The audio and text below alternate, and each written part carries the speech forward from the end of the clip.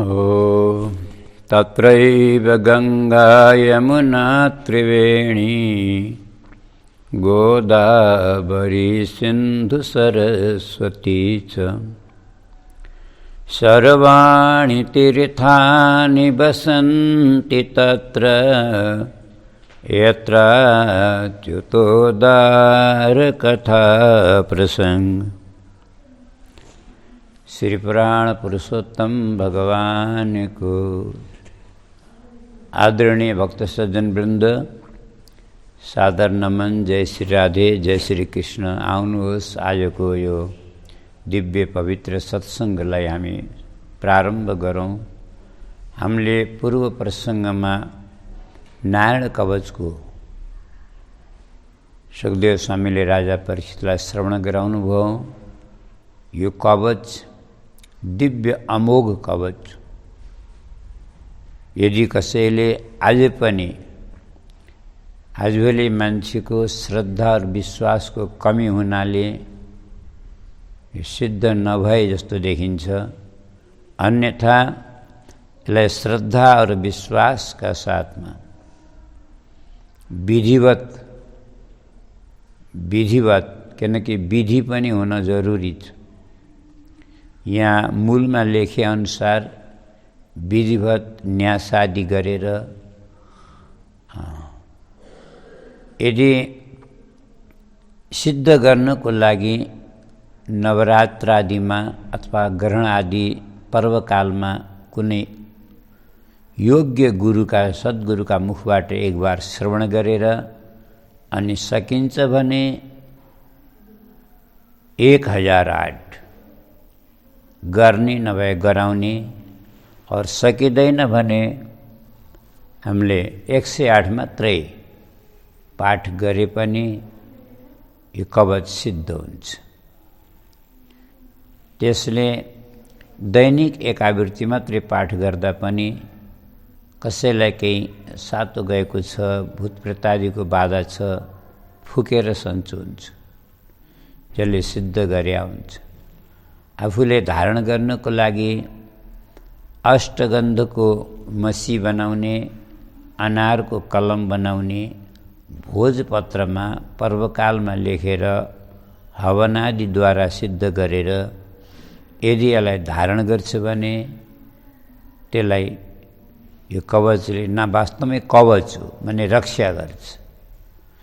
धेरै आपत्ति विपत्तिहरूबाट, सङ्कटबाट, भूत प्रेतादिको बाधाबाट यसले वास्तवमा रक्षा गर्छ। मा यति शक्ति छ। सुखदेव स्वामी स्वयं एउटा उदाहरण दिनुहुन्छ। एउटा कौशिकी ब्राह्मण थिए, नित्य प्रति पाठ गर्थे, नारायण कवचको धारण गरेका थिए। उनले मरुभूमिमा समाधि लगाएर शरीर त्याग दिए। तिनको अरू संस्कार कसैले गरेन, योगी थिए, त्यागी थिए, कोही थिएन। तिनको शरीर त्यही मरुभूमिमा पडिरह्यो। धेरै पछि कालान्तरमा एउटा चित्ररथ नाम गरेका गन्धर्व सपत्नीक आकाश मार्गबाट त्यही भूमिको माथिबाट जाँदै थिए। उनको विमान अकस्मात भुइँमा खस्यो। उनी अचम्म परे, मेरो विमान यसरी किन खस्यो भुइँमा? निर्णय गर्न सकेनन्। तर बालखिल्य ऋषिहरूले माथिबाटै भन्नुभयो, ब्राह्मण देवता, यो नारायण कवचको प्रभाव हो। जो एउटा कौशिकी ब्राह्मणले नारायण कवच धारण गरेका थिए, उनले यहाँ शरीर त्यागे, त्यहाँ उसका प्रभावले तिम्रो रथ भुइँमा खस्यो। तिमीले यिनका अस्थिहरूलाई सङ्कलन गरेर गङ्गाजीमा विसर्जन गर, अग्नि संस्कार गर विधिवत, अनि तिम्रो रथ तब उड्नेछ भनेपछि उनले त्यसै प्रकारले गरेर यिनको विमान आकाशमा गयो। त हामीले कल्पना गरौँ यो कवचमा कति शक्ति रहेछ अनि यसको प्रभाव कति रहेछ भन्ने कुरा। भले भक्तवत्सल भगवानको अब अगाडि श्री सुखदेव स्वामी भन्नुहुन्छ, तस्यासन विश्वरूपैश्च श्रीरांसि त्रीणि भारत सोमपीठम सुरापीठम मन्नादमिति सुश्रुम। विश्वरूपका 3 शिर थिए, त्रिशिरा पनि भन्छन् यिनलाई। 3टा शिर थिए। एउटा शिरले सोमपान गर्थे, एउटा शिरले सुरापान गर्थे, एउटा शिरले अन्न ग्रहण गर्थे। यिनले यज्ञ गराए। जब इन्द्र विजयी भएर स्वर्गमा राजा भए त्यसपछि यिनले एउटा यज्ञ गरे। और विश्वरूपजीले यज्ञ गराउँदाखेरि इनकी माता रचना मतलब त्वष्टा की पत्नी दैत्य की बहिनी थिइन्। त्यो नाताले गर्दा दैत्यहरू विश्वरूपका मामा लाग्थे नाताले। तै मामाहरूले आएर एकान्तमा भने सुटुक्क विश्वरूपलाई यज्ञमा भाग दिँदाखेरि भान्जा तिमीले हामीलाई पनि दिने गर न, हामी पनि त तिम्रा मामा हौं, हामीलाई पनि तिमीले दया माया गर, हामीलाई पनि भाग देऊ भनेर भनेका हुनाले यी मामाहरूको आज्ञा टाल्न नसकेर यिनले यज्ञमा असुरहरूलाई भाग दिए। त्यो पनि देवताहरूले चाल्न पाउने गरेर। जस्तै यज्ञ गर्दाखेरि जोरसित भन्छन् इन्द्राय स्वाहा, वरुणाय स्वाहा, कुबेराय स्वाहा। तो देवताको नाम त यसरी जोर जोरले चिच्चाइकन लिन्छन्। तर बीच बीचमा सुटुक्क भन्दा रहेछन् सुस्त। इल्लोलाय स्वाहा, पाकाय स्वाहा, बलय स्वाहा। तो बीच बीचमा सुस्त सुस्त दैत्यका पनि नाम घुसाइदिँदा रहेछन्। इन्द्रले चाल पाए। गुरुजीले जोर जोरसित हामी देवताको नाम लिनुहुन्छ, ये सुस्त सुस्त कसको नाम लिनुहुन्छ? उनले पनि अनि सतर्क भएर कान थापेर सुनेको त असुरहरूको नाम। इन्द्रलाई एकदम आवेश आयो। उनले तुरन्तै वज्र उठाएर विश्वरूपको वध गरिदिए।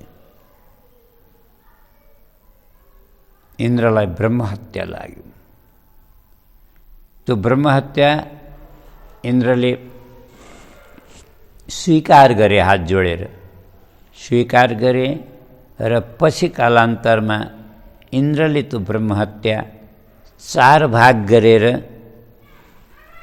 4 ठाउँमा दिए, बाँडिदिए, विभाजित गरे।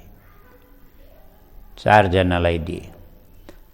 कोलाई भन्दा 1 भाग पृथ्वीलाई दिए, 1 भाग यी रुख वृक्षहरूलाई दिए, अनि 1 भाग समुद्रलाई दिए र 1 भाग नारी जातिलाई दिए।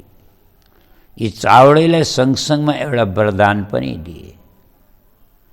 अब पृथ्वीलाई वरदान के दिए भन्दा जतिसुकै ठुलो खाल्टो भए पनि कसैले पूर्ण पर्दैन। त्यो कालान्तरमा त्यो सबै आफै पुरिन्छ। हामीले देख्यौँला कति गहिरा गहिरा कुवा इनारहरू पनि है, अब आधी आउँछ, धुलो उड्छ, पातपतिङ्ग झर्छन्, ठुल्ठुला इनार पनि पुरिया हुन्छन्। ठुल्ठुला खाल्टाहरू, तालाब, सरोवर, पोखरीहरू सब पुरिया हुन्छन्। त्यो सफाई गरि नरहने भने त्यो हुन्छ। अरू पृथ्वीमा ब्रह्महत्या भनेको जहाँ उसर भूमि हुन्छ, मरुभूमि उसर भूमि हुन्छ। उसर भूमि भनेको जहाँ घाँसपात एउटा झार पनि उम्रदैन, कुनै घाँसपात उम्रदैन, रुख बिरुवा लाग्दैनन्, खाली बन्जर भूमि हुन्छ, नाङ्गो भूमि। त्यसैलाई ब्रह्महत्या भन्छन्। त्यो ब्रह्महत्याको प्रभाव हो। त्यही भएर त्यस्तो ठाउँमा कहिले शुभ काम गर्नु हुँदैन, शुभ कर्म गर्नु हुँदैन।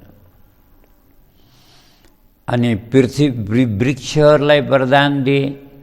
जहाँबाट काटे पनि वृक्ष त्यहीँबाट फेरि हराभरा हुन्छन्, फेरि पलाउँछन्। र वृक्षहरूमा जो गम हुन्छ, गँद जसलाई चोपले गम भन्छौँ, त्यो ब्रह्महत्या हो। त्यही भएर यो गमलाई कुनै पनि शुभ कार्यमा लिन हुँदैन। तर यसमा एउटा विकल्प छ। जस्तै गुगुल आदिलाई छोडेर भनेको छु। जस्तै गुगुल त अत्यन्त पवित्र हो। त्यो गुगुलहरूमा ब्रह्महत्याको निवास हुँदैन। बाँकी अरू सामान्य वृक्षहरूको जो गम हुन्छ त्यसमा ब्रह्महत्या हुन्छ, शुभ कार्यमा लिन हुँदैन। त्यसलाई कहिले मुखमा लानु हुँदैन, चाट्नु हुँदैन। कोही कोहीको बानी हुन्छ नि, आजकल त चिठी लेख्नै छोडे मान्छेले लिफाफा चाहिने छोडो, नत्र लिफाफामा गोँद लागेको हुन्थ्यो। मान्छेले चिठी लेखे त्यसमा राखे, एक हातको जिब्रो निकालेर चाटेर टाँस्यो। त्यो ब्रह्महत्याको स्पर्श हुन्छ, अशुद्ध हुन्छ, भयङ्कर अशुद्ध हुन्छ। तर कहिले पनि मुखले त्यो गोँद चाट्नु हुँदैन, मुखमा लैजान स्पर्श गर्नु हुँदैन। अब तेस्रो समुद्रलाई पानी समुद्रमा जो झाग हुन्छ नि, फेन, त्यो ब्रह्महत्या हो। अब हामी कल्पना गरौँ, जब एक एक नदीमा स्नान गरेको कति ठुलो महिमा छ। हामीले गङ्गाजीहरू नदीहरूको नाम अहिले भर्खर 5 स्कन्धमा सुनेर आयौँ। कस्ता पवित्र दिव्य नदीहरू छन् हाम्रो यो भरतखण्डमा। अनि जुनसुकै नदीमा स्नान गरे पनि जन्म जन्मान्तरको पाप नाश हुन्छ भनिएको छ। त्यति महिमा चाहिँ नदीहरूको। अति सम्पूर्ण नदी, सैकडौँ हजारौँ नदीहरू जहाँ गएर मिसिएका छन्, त्यो समुद्रमा नुहाएको झन् कति ठुलो पुण्य हुनुपर्ने। तर त्यसको कहीँ पनि त्यस्तो चर्चा छैन, पुण्यको उल्लेख छैन। यसको तात्पर्य के हो? समुद्रमा नुहाएर पुण्य नहुने होइन, पुण्य हुन्छ। तर त्यो झाग, समुद्रको जो झाग हुन्छ त्यसबाट बचेर नुहाउनु पर्छ। त्यसलाई पन्छाएर हटाएर नुहाउनु पर्छ, तब पुण्य हुन्छ। अन्यथा असावधानी भयो, नुहाउँदाखेरि त्यो झागको, त्यो फेनको स्पर्श भयो भने उल्टो ब्रह्महत्या लाग्छ। त्यही भएर समुद्र स्नानको महिमा जहाँ तहाँ वर्णन छैन। यो आफैले बुझ्ने कुरा हो, जानेर गर्ने कुरा हो। अब पानीलाई वरदान दिए इन्द्रले, यो जति खर्च गरे पनि उति बढ्छ। एउटा कुरा, पानीको कहिले कमी हुँदैन। दोस्रो कुरा, जेमा मिसाए पनि त्यसको मूल्य बढ्छ। जस्तै उदाहरणको लागि भनौँ है, 5 किलो दुध छ भने 5 किलो दुधमा 1-2 किलो पानी मिसाइदिनु, त बताउनु, उता दुधको वृद्धि भयो, उता पानी पनि दुधको मूल्यमा बिक्यो। मान्छेले त्यस्तो गरिरहेका हुन्छन्। अब कुनै पनि जस्तै भोजनमा प्रयोग गर्दाखेरि पानीले जुन वस्तुमा मिसाइन्छ त्यसको वृद्धि गर्छ। यो वरदान इन्द्रले। अनि चौथो भाग देवीहरूले, नारीहरूले स्वीकार गरे। हाम्रा देशका नारीहरूलाई वास्तवमा मान्न पर्छ, यी त्यागका मूर्ति हुन्। जब ठुलो सङ्कट आउँछ त यिनीहरूले धेरै सहयोग और सङ्घर्ष गरेका हुन्छन्, त्याग गरेका हुन्छन्। यो पनि सानो त्याग होइन। ब्रह्महत्यालाई, इन्द्रको ब्रह्महत्या, चतुर्थांश ब्रह्महत्यालाई स्वीकार गरे। त्यही भएर नारीहरूको ब्रह्महत्या हामीले कसरी देख्छौँ? त्यो महिनामा 4 दिन हुन्छ नि, रजुवती भएका बेलामा, पुष्पवती भएका बेलामा, हैन, मासिक धर्ममा। यो 4 दिन तक ब्रह्महत्याको त्यहाँ दर्शन हुन्छ। शास्त्रले कस्तो भनेको छ? प्रथमे हनि चण्डाली औ द्वितीय ब्रह्मघातिनी। रजस्वला भएको पहिलो दिन नारीहरू चाण्डाली हुन्छन् अरे। अब यो बुझ्ने कुरा हो। चाण्डाली हुन्छन् भनेको होइन, ती चाण्डाली हुँदैनन्। चाण्डाली जस्तै मतलब अस्पृश्य हुन्छन्, अशुद्ध हुन्छन् भनेको त्यस दिनको लागि, सधैँको लागि होइन।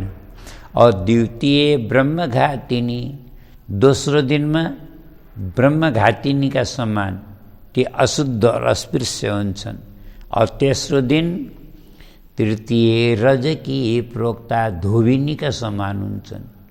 अनि चतुर्थे हानि शुद्धति, अनि चौथो दिन स्नान गरेर नारी शुद्ध हुन्छन्। अब शुद्ध हुन्छन्को अर्थ यो बुझ्नुपर्छ हामीले कि स्पर्श गर्ने योग्य हुन्छन्। तर शुद्ध हुन्छन् भनेर देव कार्य या पितृ कार्यमा सिधै प्रवेश गर्ने भनेको होइन, किनकि शास्त्रमा धेरै नियमहरू छन्। नियमको यदि हामीले पालन गर्न सकेनौँ भने प्रेमको प्राप्ति हुँदैन, भगवत प्रेमको प्राप्ति हुँदैन।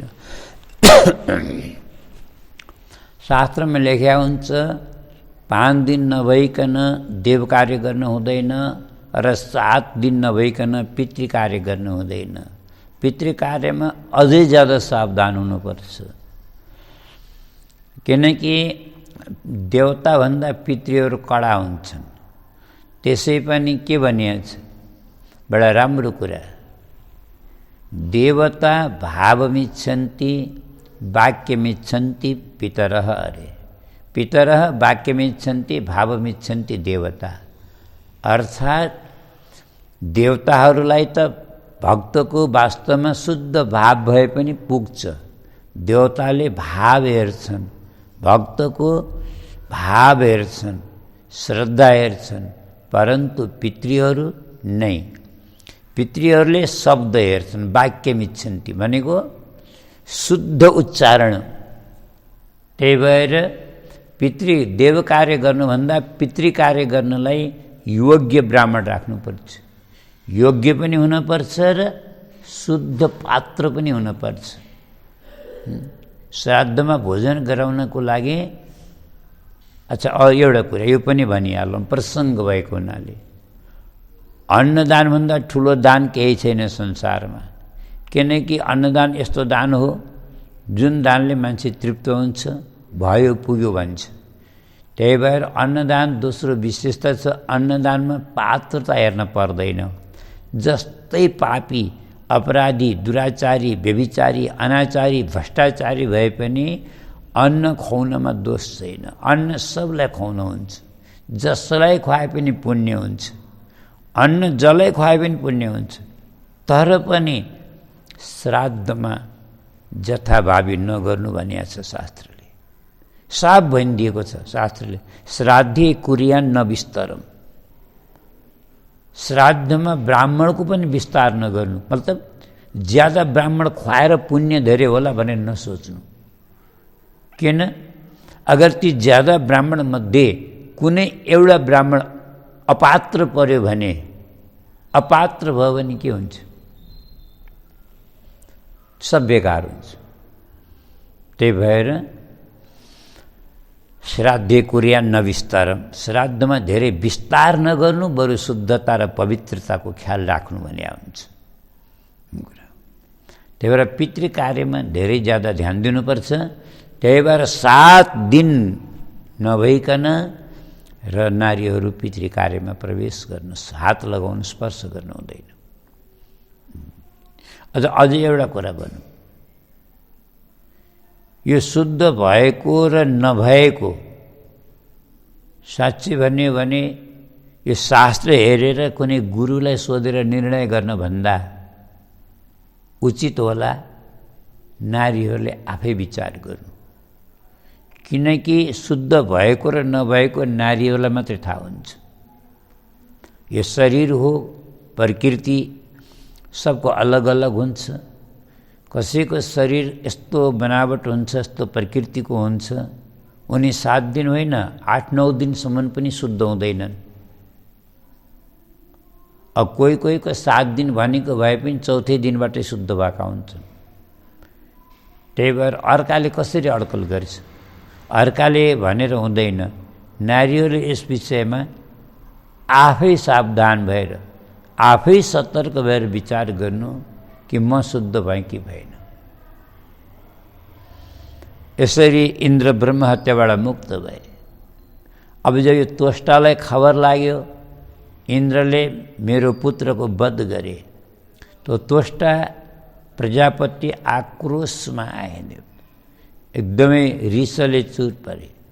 त इन्द्रलाई मार्नेवाला पुत्र पैदा गर्नलाई अविचारात्मक यज्ञ गरे, अविचार कर्म गरे। मतलब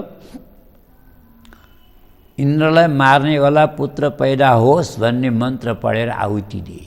इन्द्र शत्रु विवर्धस्सु माचिरम जय विद्विषम। तर अलिकता मन्त्र पढ्दाखेरि आवेशमा र क्रोधमा पढेको मन्त्र शुद्ध हुँदैन भन्छन् गुरुजनहरू। सामान्य फरक हो, शब्द हो, यो शब्दमा केही फरक छैन, तर उच्चारणमा हैन। अब तत्पुरुष समास, द्वन्द्व समास, बस यस समास पढेका मान्छेले मात्र यसको अन्तर बुझ्दछन्, यसको फरक, यसको अर्थको फरक बुझ्दछन्। अब इन्द्रलाई मार्नेवाला शत्रु होस् भन्ने ठाउँमा इन्द्रद्वारा मर्नेवाला शत्रु होस् यस्तो अर्थ लाग्यो उच्चारणको गल्तीले गर्दाखेरि, उच्चारणको गल्तीले गर्दा। त्यही भएर मन्त्रोच्चारणमा धेरै सावधान हुनुपर्छ, शुद्ध उच्चारण हुनुपर्छ। अथवा यहाँ यो प्रसङ्ग आयो भनिहालौँ, यो अभिचार कर्म गरेको हुनाले यसमा यस्तो भएको हो। तर यदि मान्छेले निष्काम भक्तिभावले भगवानको आराधना गरेको छ भने त्यहाँ मन्त्र शुद्ध हुन पर्दैन।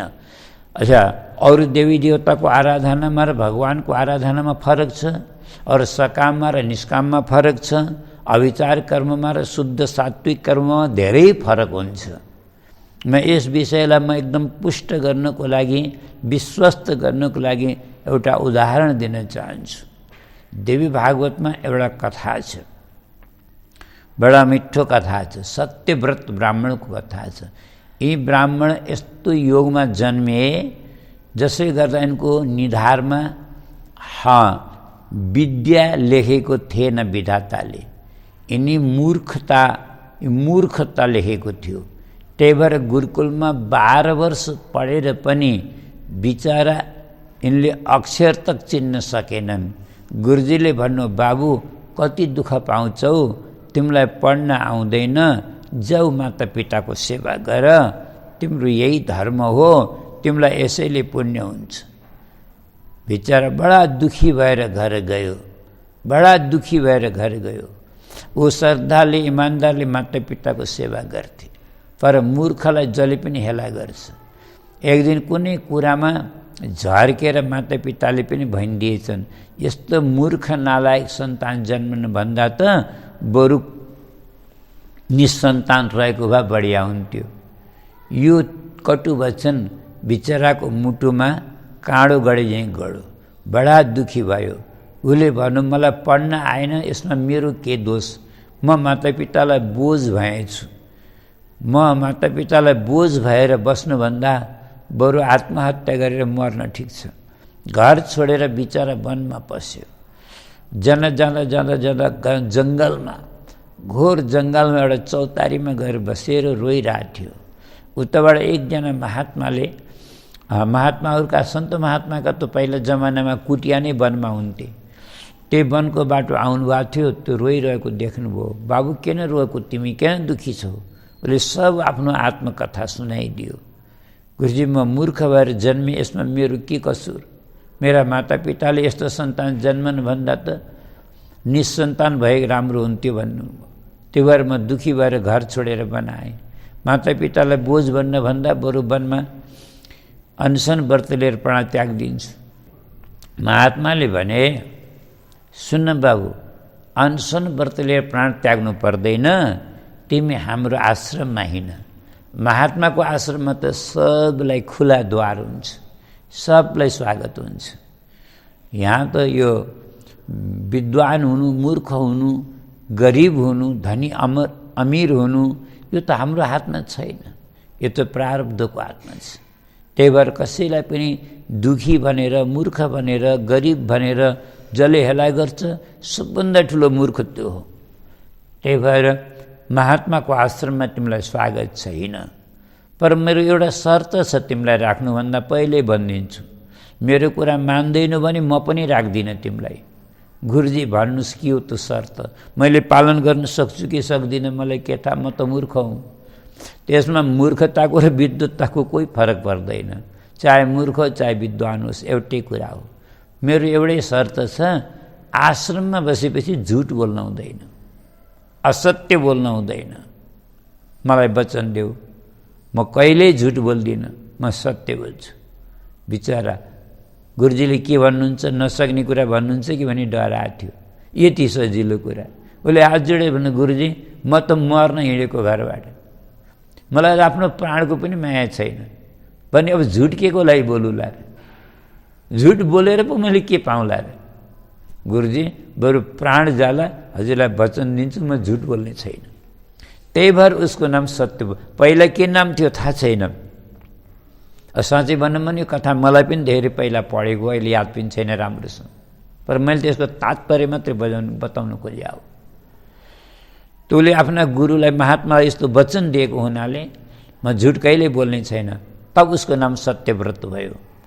पुरै ऋषिमुनिहरूका गाउँमा यो प्रख्यात भयो, यो सत्यव्रत माने झुट बोल्दैन, यसले झुट नबोल्ने प्रतिज्ञा गरेछ भन्ने हल्ला भयो। गुरुका आश्रममा सेवा गर्छ, बिचरा आनन्दले गुरुको सेवा गर्छ, आश्रमको सेवा गर्छ, गौमाताको सेवा गर्छ, जङ्गलमा गएर समिधा ल्याउँछ, बडा खुसी छ, प्रसन्न छ। गुरुले पनि बहुत माया गर्नुहुन्छ। यस्तो सेवा गर्ने शिष्य कहाँ पाइन्छ? कहाँ आफ्नै मातापिताले हेला गरेर घर छोडेको बालक गुरुका आश्रममा बडा प्रसन्न छ।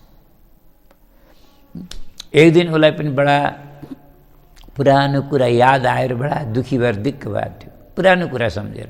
मान्छे कहिले कहिले के हुन्छ थाहा छ, वर्तमानमा बडा सुखी भए पनि पुराना कुराले दुखी हुन्छ।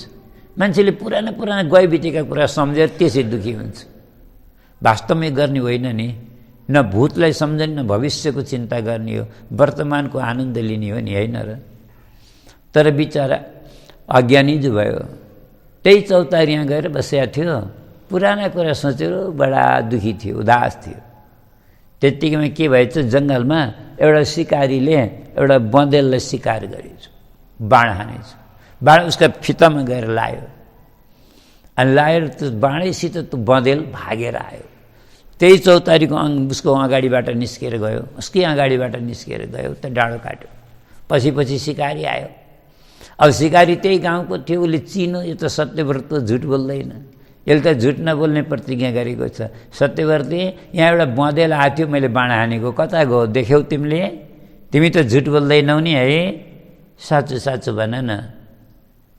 अब बिचरालाई कति ठुलो धर्म सङ्कट पर्यो।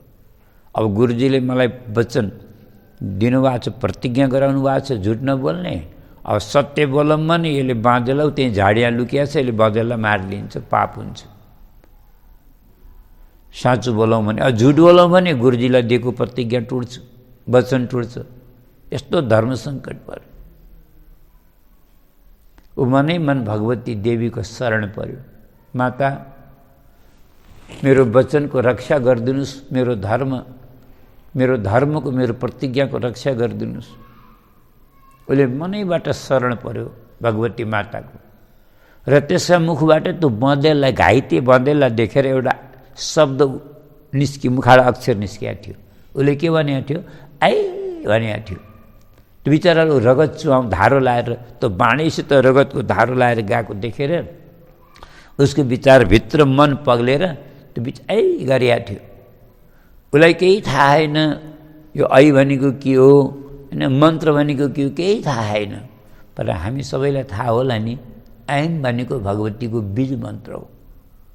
अरे भगवती बीज मन्त्रको उच्चारण बहुत प्रसन्न हुन्छ। ऐम ह्रीम क्लीम चामुण्डाय बिच्छे, भगवतीको नवार्ण मन्त्रको बीजाक्षर हो कि होइन यो बीज मन्त्र।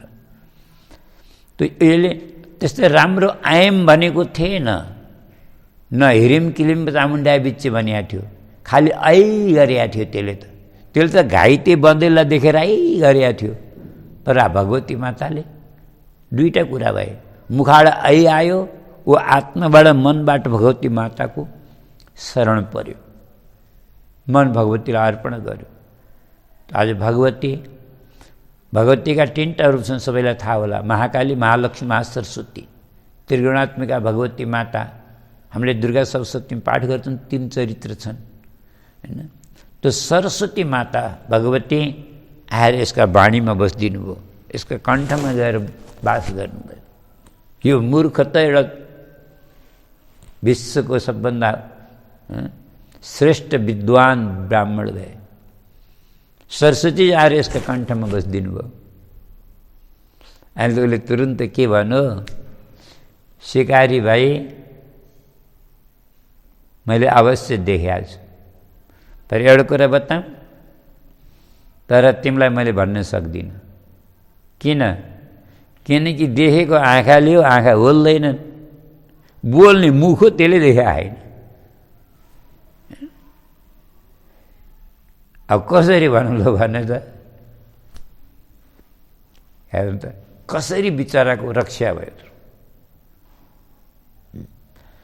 त्यो भनेको तात्पर्य हो, उसको मनमा कोही स्वार्थ थिएन, कपट थिएन, उसको मनमा कोही कामना थिएन, उसको मन मूर्ख भए पनि शुद्ध थियो, पवित्र थियो। त्यही भएर भगवतीको कृपा प्राप्त भयो। भगवानको कृपा यसरी प्राप्त हुन्छ भन्ने कुरा हामीले बुझौँ। जहाँ स्वार्थ छैन, जहाँ कपट छैन, जहाँ कामना छैन, जहाँ विषय र वासना छैन, जहाँ शुद्ध और श्रद्धा और भक्ति छ, त्यहाँ उसले जस्तै उल्टो सिल्टा मन्त्र पढे पनि उसको कल्याणै हुन्छ। प्रत्वष्टा ऋषिले आज अविचार कर्म गर्नुभएको हुनाले यहाँको सामान्य उच्चारणमा पनि उल्टा फल भयो। इन्द्रद्वारा मर्नेवाला पुत्र होस् भन्ने अर्थ भयो, प्रकट भयो। त्यही भएर दक्षिणाग्निबाट विशाल काय वृत्रासुर उत्पन्न भए। क्षण रूप बढाउँदै विकराल रूप लिएर अग्निकुण्डबाट निस्के र यिनको त हेर्दा हेर्दै शरीर पर्वताकार भयो। देवता त देखेर सातों देवताको गए, देवता भागेर भगवानका शरणमा गएका छन्। भगवानले के भन्नुहुन्छ, अब म अर्को प्रसङ्गमा भागमा निवेदन गरौँला। भले भक्तवत्सल भगवानको